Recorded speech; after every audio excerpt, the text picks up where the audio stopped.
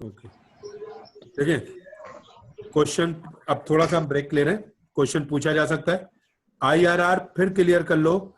NPV वो percentage है जो आपका मिनिमम है, इससे कम पे आप काम करने को तैयार नहीं होते। अगर वो पॉजिटिव आएगा तो आप काम करने का इंटरेस्ट जाहिर करते हैं, अदरवाइज आप प्रोजेक्ट को रिफ्यूज कर देते हैं। आईआरआर वो इंटरनल रेट ऑफ रिटर्न है जो आपको असल में बचेगा। ये कभी भी कोई भी आदमी आपको अपना आईआरआर शेयर नहीं करता, वो आपसे हमेशा वो वैल्यू शेयर करता है जिसमें वो आपसे काम कर रहा है। आप किसी भी दुकानदार से कहें, पूछ ले, वो कहेगा यार 10% बचे हैं, लेकिन आप उससे कहें जरा मुझे आईआरआर बता दो।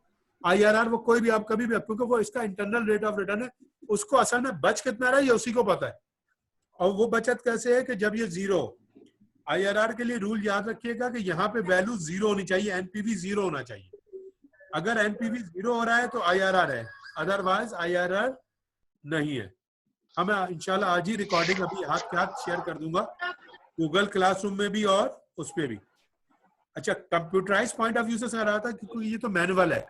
कंप्यूटर में सॉल्व करोगे तो सॉफ्टवेयर आते हैं, उसमें आप with in 10 second actual IRR calculate, सिर्फ डेटा फीड करते हैं और क्लिक करते हैं और वो आपको आईआरआर की वैल्यू बता देता है। लेकिन फिजिकली आपको ये कैलकुलेट करना पड़ेगा। पहले आपने वो पूरा क्वेश्चन 27% पे यहां तक सॉल्व किया, देखा जीरो नहीं हुआ, 28 पे दोबारा सॉल्व किया, वहां पे भी जीरो नहीं हुआ। अब मैं आपसे पूछता हूँ, अच्छा यहां तो ये क्लियर हो गया कि आपका आईआरआर 27% से ज्यादा है और 28% से कम है, क्योंकि जैसे ही नेगेटिव होगा आप क्वेश्चन को स्टॉप कर दीजिएगा, उसके आगे क्वेश्चन सॉल्व करने की जरूरत नहीं है। लेकिन अब अगली जो स्लाइड है इसमें आप एक्यूरेट आईआरआर निकालेंगे। एक्चुअल आईआरआर कितना है? 27% तो प्लस है, बिल्कुल है। एक्स्ट्रा कितने कमा रहा हूं मैं? 370। अच्छा, यहां पे आपको ख्याल रखना है, माइनस की साइन इग्नोर कर देनी है। 370 जो प्लस था, जो यानी कि 27% पे था, और 1435 जो 28% पे था। 370 को इन दोनों को प्लस करके डिवाइड करोगे तो वो आएगा 20.49%। इट्स मीन्स कि आपका आईआरआर जो है वो 27.2049 एक्यूरेट निकालने का ये फार्मूला है कि जो शॉर्टेज और एक्सेस है उनको जमा करो और जो एक्सेस है उसको डिवाइड कर दो उससे। ओके, अच्छा इसी तरह y का आईआरआर भी कैलकुलेट हुआ है। y का आईआरआर हमने कैलकुलेट किया 37 और 38 में। 37 पे वो पॉजिटिव था और 38 को नेगेटिव है, बिल्कुल। अब आप क्या करेंगे, एक्यूरेट के लिए 510 को divided by 510 plus 210, 510 divided by 510 plus 210, तो y का प्रोजेक्ट कितना आया? 37.708। अच्छा, अब यहां थोड़ा सा तवज्जो रखना, एनपीवी x का ज्यादा था, पीआई x का ज्यादा है, लेकिन आईआरआर y का ज्यादा है। तो एज अ सेट या as a owner, as a decision maker, मैं y के साथ जाऊंगा, क्योंकि y पे इंटरनली मुझे 37% प्रॉफिट मिल रहा है, x पे मुझे 27% प्रॉफिट मिल रहा है, तो मेरी सजेशन y होगी। क्लियर? अच्छा, लास्ट आइटम पे बैक। पे बैक बिल्कुल दकियानूसी स्टाइल है। पे बैक का मतलब है मुझे ये बता दो कि मैंने जो 70,000 रुपए लगाए वो मुझे कितने दिन में वापस होंगे। अब यहाँ पे मैं टाइम जीरो से ले रहा हूँ। टाइम जीरो पे आपने 70,000 लगाए थे, तो आपने टाइम जीरो पे कितने कवर हुए? जीरो कवर हुए। बैलेंस में, सॉरी, ये बैलेंस पूरे 70,000 मौजूद हैं। ये मैं इसको थोड़ा सही कर दूं, बैलेंस में ये 70,000,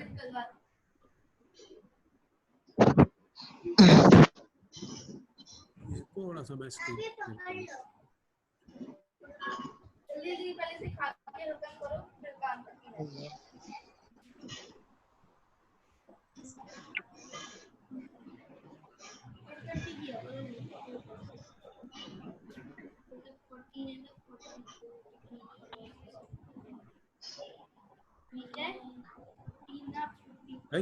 बैलेंस में आपके ये 70,000 मौजूद है अभी तक।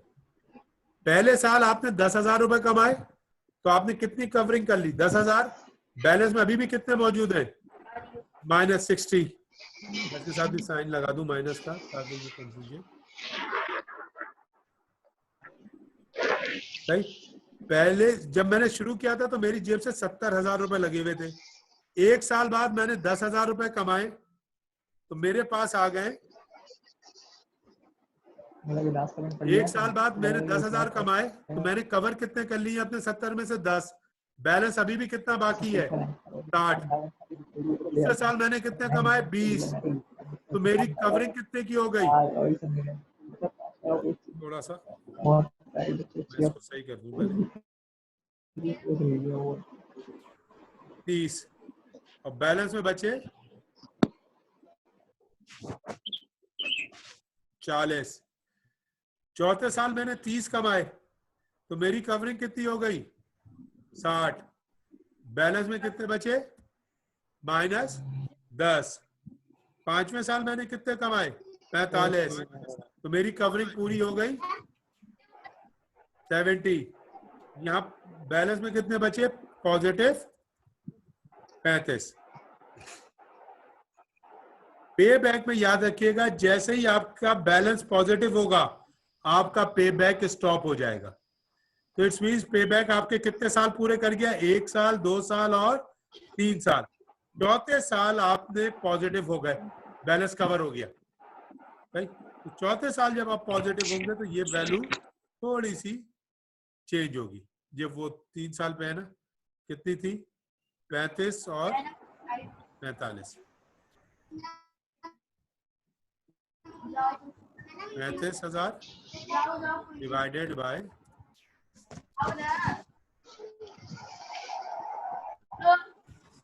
45,000।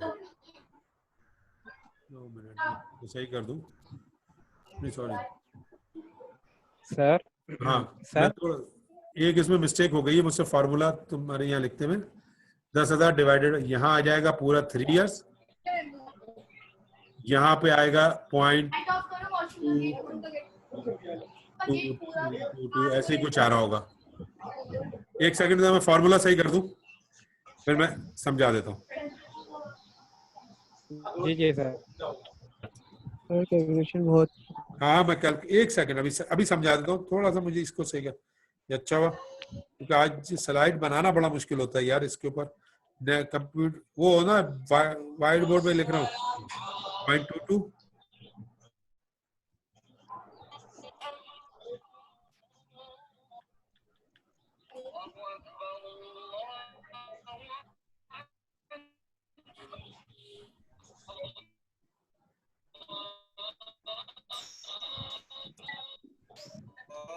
तो मोना को बोल दे चले मैं जरा पे बैक पे वापस आ रहा हूँ। अच्छा ये बताएं, IRR क्लियर हो गया या IRR में कंफ्यूजन है?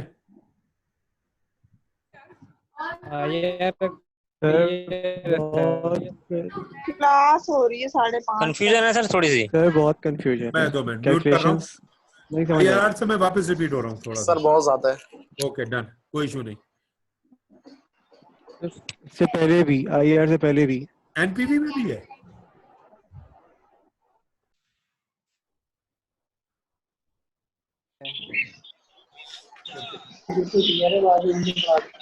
यार बाकी भी क्लियर नहीं है। एक काम करो, नेट सही चल रहा है। नहीं नेट मेरा बहुत डिस्टर्ब चल रहा है। मैं एक काम करता हूँ, हमारा नहीं आज चल इसको व्हाइट बोर्ड पे पूरा सॉल्व करके जिस तरह सी है ना, मैं ये 6-7 क्वेश्चन जी सर।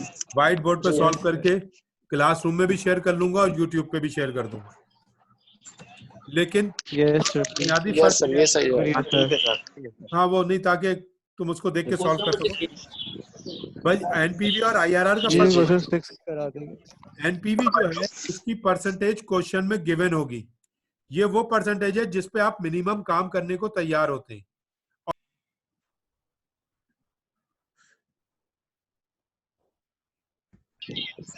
हेलो, मैं क्लास में नहीं समझा रहा हूँ कोई चीज, मैं व्हाइट बोर्ड पे ही कराता हूँ उसको थोड़ा सा। भाई ये ख्याल रखना, जो 2-3 चीजें क्लियर रखना ताकि समझते हुए। पहली चीज ये रखो, एनपीवी क्लियर। एनपीवी वो परसेंटेज है जो क्वेश्चन में अवेलेबल है, जिसको हम कहते हैं मिनिमम डिजायर्ड परसेंटेज, कि इससे कम वैल्यू पे मैं काम करने को तैयार नहीं हूं। पहला स्टेप वो होगा, उसको ये याद रखना, अगर एनपीवी पॉजिटिव होगा तो क्वेश्चन आगे कंटिन्यू करोगे, अदरवाइज क्वेश्चन को आगे कंटिन्यू नहीं करोगे। सही। और दूसरी चीज, जब एनपीवी पॉजिटिव आ जाएगा तो आप पीआई निकालेंगे। पीआई निकाल के वो परसेंटेज निकालते हैं जिससे प्रॉफिट का आइडिया होता है।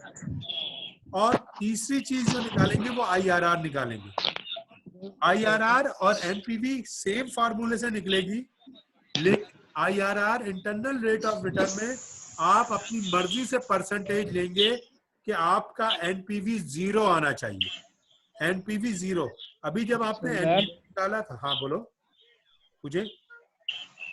सर मैं ये कह रहा हूँ, ये जो हम क्या बोलते हैं, अजम्पशन बेस्ड जो हम परसेंटेज उसको अप्लाई करते हैं ताकि हमारा 0 हो जाए प्रेजेंट वैल्यू, तो हाँ। इसकी कोई ऐसी ट्रिक बताएं कि ऐसी मतलब हम परसेंटेज अप्लाई करें जो वाकई जल्दी 0 हो जाए, वरना फिर बार बार अगर ट्राई करेंगे तो लंबा हो जाएगा। बिल्कुल, ये टेस्ट एंड, इसको आईआरआर को टेस्ट एंड ट्रायल कहा जाता है। इसको देखो, बड़ा सिंपल सा है। अगर आपकी ये टोटके, इसको मैं और कुछ नहीं नाम दूंगा, टोटके जो मैं अमूमन अप्लाई कर रहा होता हूँ और मोस्ट ऑफ द टाइम ये अप्लाई होते हैं सही।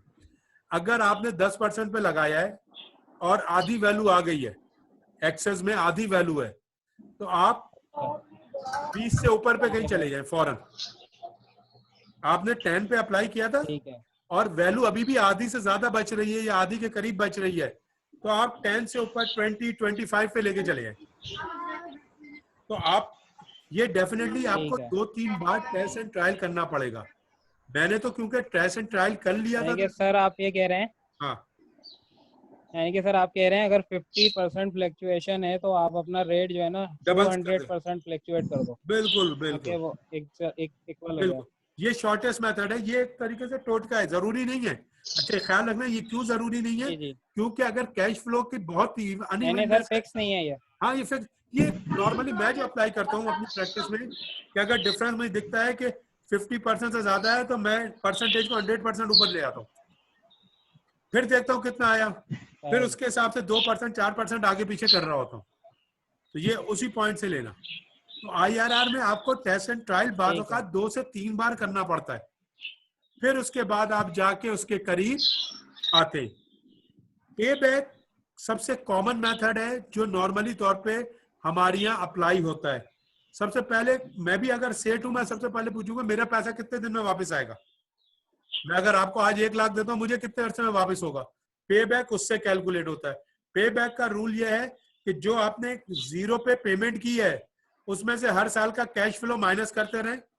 जैसे ही कैश फ्लो पॉजिटिव होगा वहां पे आपका पे बैक कवर हो गया। सर आवाज कट रही है आपकी। देखो पे बैक का रूल है, वॉश बेसिन खोल के खड़ा हुआ है। चलो यार वो कोई बंद करो बेटा, बुढ़ा वो मैं म्यूट कर दूं।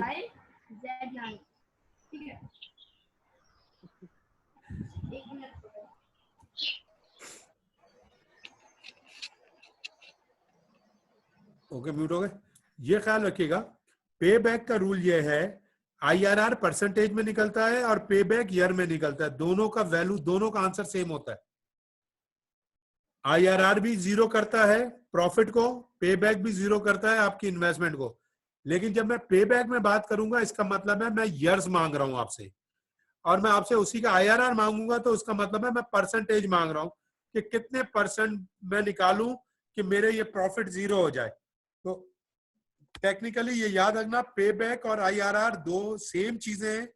आईआरआर कैलकुलेट होता है परसेंटेज में, पे बैक कैलकुलेट होता है ईयर्स में। अगर पे बैक लेट सपोज आईआरआर 30% निकला है तो इसका मतलब है पे बैक आपका 3 इयर्स प्लस होगा, क्योंकि 100% अचीव करने के लिए 3 साल तो पूरे गए, चौथे साल में कहीं जाके कवर होगा। और इसी तरह अगर आपका पे बैक निकला है लेट सपोज 25, वो आईआरआर निकला है 25%, तो कोई कैलकुलेट करने की जरूरत नहीं है, पे बैक 4 साल है भाई, क्योंकि 25% है, 100% अचीव करने में मुझे कितना टाइम लगेगा? 4 साल। पे बैक का एक शॉर्टेस्ट मेथड ये भी है कि आप कैश आउट फ्लो को, वैसे तो बहुत सारे मेथड हैं टोटके, ये जनरल टोटके हैं, ये बुकों में नहीं होते। एक टोटका पे बैक का बड़ा सिंपल है, आपका आईआरआर निकल आया, कॉस्ट को IRR से डिवाइड कर दें, ईयर्स आ जाएंगे। वो जो वैल्यू आए वो ईयर्स है।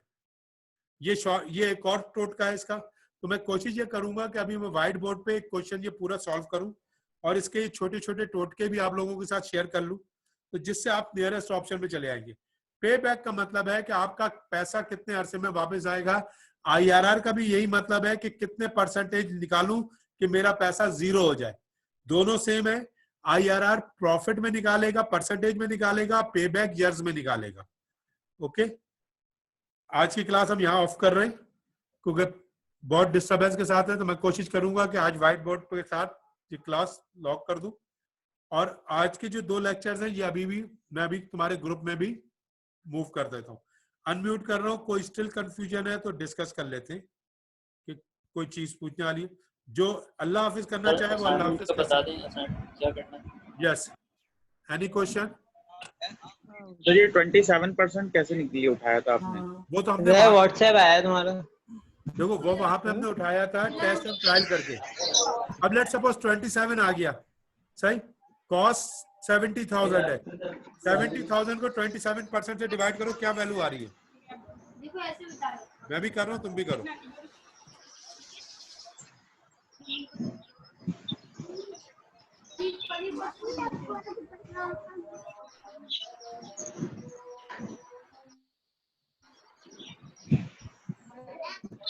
ये वैसे मैं अभी व्हाइट बोर्ड पे करा दूंगा पूरा डिटेल में, लेकिन बस ये कंसेप्ट क्लियर रखना। IRR में मींस मेरी इन्वेस्टमेंट 0 होनी चाहिए। पे बैक का मतलब भी है कि मेरी इन्वेस्टमेंट 0 होनी चाहिए। IRR में जब मैं 0 करूंगा तो परसेंटेज अपनी तरफ से अज्यूम करूंगा और उसमें मैं ट्रायल करता रहूंगा। जहां पे मेरी वैल्यू 0 के करीब आ जाएगी। सब बोलने शुरू हो गए एकदम से, क्या हो गया? क्या चीज? ये स्लाइड्स जो है ना अभी असल, ये स्लाइड्स आपके व्हाट्सएप के ग्रुप में शेयर कर दी सारी।